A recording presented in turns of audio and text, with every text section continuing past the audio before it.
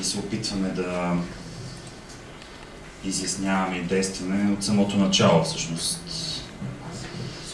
Да угодиме на рекламодателите и в същото време да угодиме и на медиите.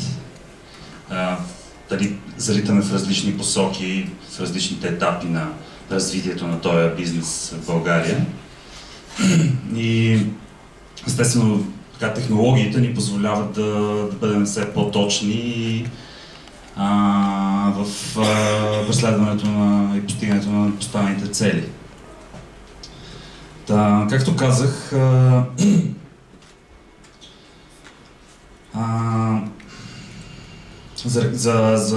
за рекламодателите в интернет са важни потребителите, т.е. рекламодателите преследват потребителите, за да ги обучат с своите марки, за да ги накарат да купат нещо в техните сайтове или в техните магазини.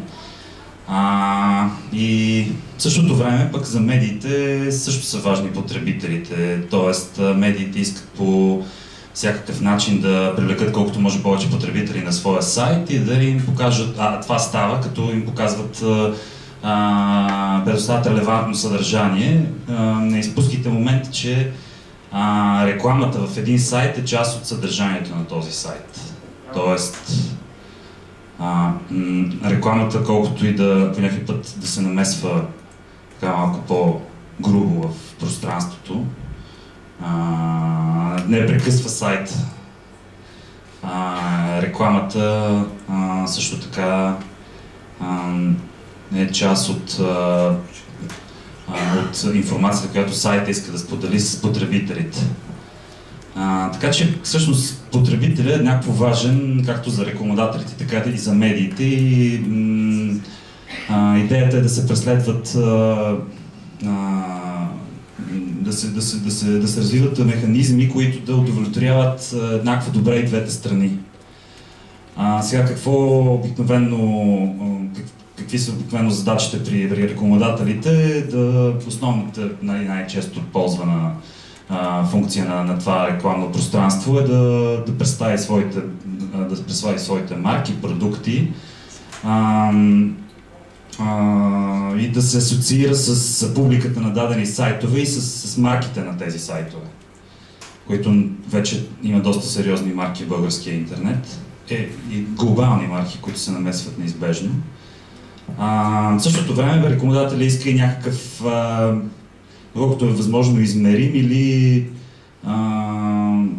или адекватно заплатен ефект от рекламата му в интернет, което, нали, се така напоследък намесили се формат за перформанс маркетинг и, нали, този междинен процес, перформанс на банерите и pay-per-click рекламата, която е много модерна.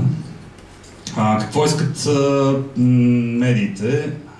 Медиите искат приходи от реклама и преследват за тези приходи от реклама едни 50-100 човека, които им дават тези пари.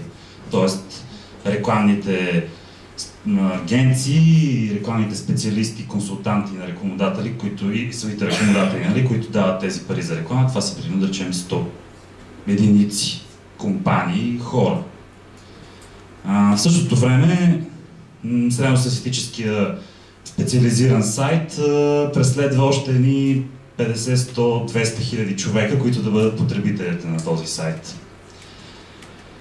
В същото време медиите се опитват да бъдат независими от гледна точка на това. Те искат да имат контрол върху рекламата, защото смятат, че една реклама е по-подходяща от друга и казват, ние, ако рекламата е релевантна, бихме я пуснали с по-малко притеснение, че тя би пречила на нашите потребители. Т.е. ако рекламата отговаря на нуждите и допълва съдържанието на този сайт, медиите биха били доста по-доволни, отколкото ако просто се върти реклама, която не отговаря на техните очаквания за очакване на публиката. Т.е. това е един много важен момент на рекламата, наистина да отговаря на очакванията на медиите, за да пуснат рекламата съвсем спокойно.